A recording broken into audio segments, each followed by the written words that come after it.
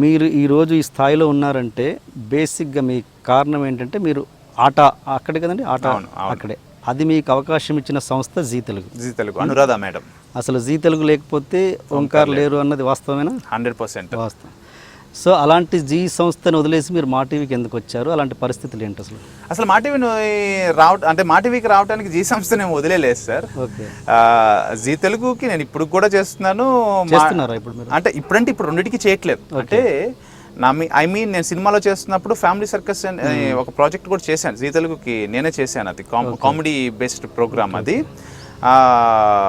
నేను మా టీవీకి వచ్చింది ఏంటంటే అదొక ఆఫర్ అంతే, ఎదగటం అంతే అది.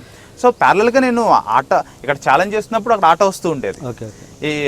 ఇక్కడ వచ్చేసి అదృష్టము 100% లక్ చేస్తున్నప్పుడు అక్కడ మాయాద్వీపం చేస్తుండేవాడిని, ప్యారలల్గా చేస్తుండేవాడిని, టోటల్గా వదిలేసి రాలేదు.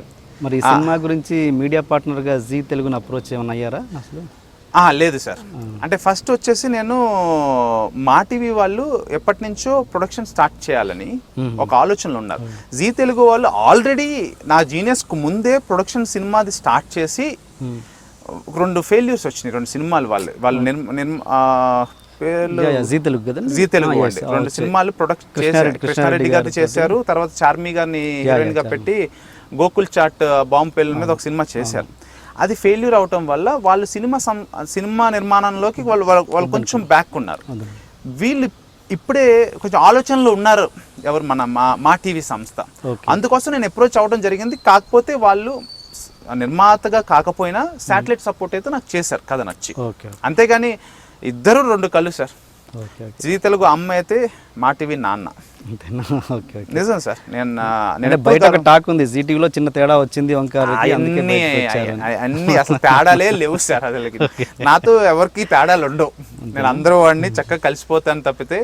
ఇప్పుడు ఎందుకు జీ తెలుగుకి ఐఎమ్ రెడీ టు డూ ఆట. మేబీ కొద్ది రోజుల్లో ఆట అనేది నా ఐడియా ఉంది. ఏమాత్రం గ్యాప్ ఇంత బిజీ అయినాక మళ్ళీ ఇంకా అటు వెళ్ళే దృష్టి ఉందా మీకు? సార్ ఫస్ట్ ఎప్పుడు కూడా లైఫ్లో ఎంత సక్సెస్కి వెళ్ళినా మన తొలిమెట్టు మర్చిపోకూడదు సార్. మనకి మర్చిపోవద్దని అనుకున్నా కూడా పరిస్థితులు అలా అనుకుంచాలి కదా. సపోజ్ రేపు పవన్ కళ్యాణ్ మీకు డేట్స్ ఇస్తాడు సార్, ఇచ్చేస్తే పవన్ కళ్యాణ్ గారితో చేస్తాం కదా సార్, ఆ గ్యాప్ ఉంటుంది కదా సార్. ఆ గ్యాప్ లో అట్లీస్ట్ నేను ప్రొడక్షన్ చేయలేకపోయినా, అంటే ఓకే ఎంటర్టైన్మెంట్స్ నిర్మించలేకపోయినా, ఆట ఫర్ ఎగ్జాంపుల్ జీ తెలుగు చేస్తుంది అనుకోండి, నేను యాంకర్ గా వెళ్ళి చేసి వచ్చేస్తాను. యాంకర్ గా అనుకోండి సార్, నా concentration only for 4 days 5 days చేసి వచ్చేస్తాను. అంటే నాకు వచ్చిన ఆపర్చునిటీ వదులుకోను యాజ్ అన్ యాంకర్గా. అది అంటే నాకు నచ్చితే మనస్ఫూర్తిగా. కామెడియన్కి రకరకాలుగా కారుల్లో ఎంట్రీస్ ఇస్తారు, బైకుల్లో ఎంట్రీ ఇస్తారు. సో కొత్త ఎంట్రీ ఏమి ఇద్దామన్న ఆలోచనలో నాకు చాలా ఇష్టమైన ఎంట్రీ రేసుగుర్రం సినిమాలో అల్లు అర్జున్ గారు వచ్చేది. సో అట్లానే వస్తే ఎలా ఉంటుంది అని ఆలోచించాం. కానీ ఆ ఫుటేజ్ అనేది చాలా కష్టం, దొరకటం అనేది చేయాలంటే చాలా, మా చిన్న సినిమాకి చాలా కష్టం.